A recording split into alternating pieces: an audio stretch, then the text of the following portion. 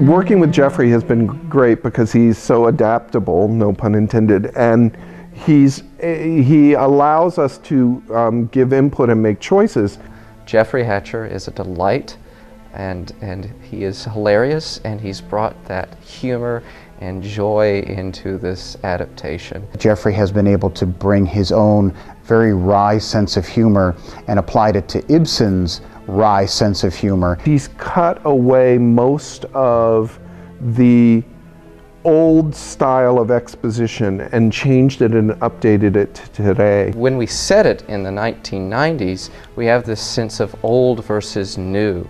You have, the drafting done on hand versus what's now being done on computers. The 90s were on the threshold of that. It's also been fascinating to kind of go back and forth between certain versions of the script to see what he actually did with it and why he might have done that and why didn't he pull this in. One of the things that first really grabbed me as an actor and really fired my imagination was seeing Kit Mayer, our set designer, and his sketches of the set as an architectural design. You talk to architects, they don't see the room finished. They see the reasons that the room was built the way it was built. We've been able, through the architecture of the set, through some of the use of props and costumes, of course, create a relevance to a world that's a little bit more accessible. And it also delves into his fanciful life, his imagination, his rift with reality, and that's where we bring in the shadow puppets.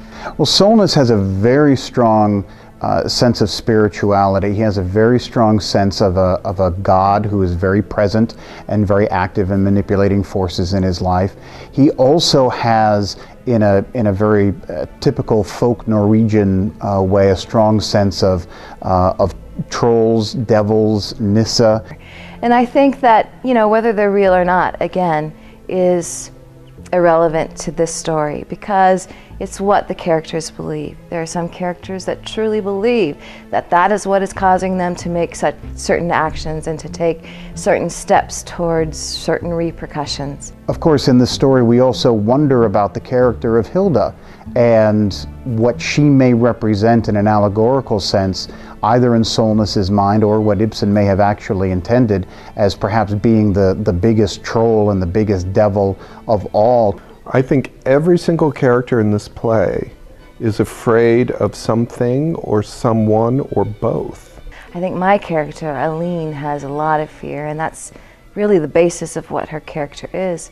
She has a fear of letting go, she has a fear of becoming too intimate, she has a fear of losing everything. Ragnar Brovik has a fear of failure.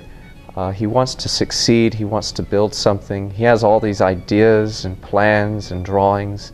He loves to create, and yet he has this fear that he's not capable. Solness, I think, is really caught in a tornado, if you will, between fear and love, and they mix up in him to the point where I think in a lot of cases they're indistinguishable. So where is the fine line about balancing out that love and fear relationship? Some people think that it's healthy to have some fear in relationships when you go towards love or you go away from love. I think Ibsen has captured that. Fear can cause us to be the worst possible human we can be, and love can drive us to be the best possible human we can be. That's why if you really want to see an Ibsen adaptation with, I think, the full flavor of what Ibsen meant in Norwegian, you want to see a Jeffrey Hatcher adaptation.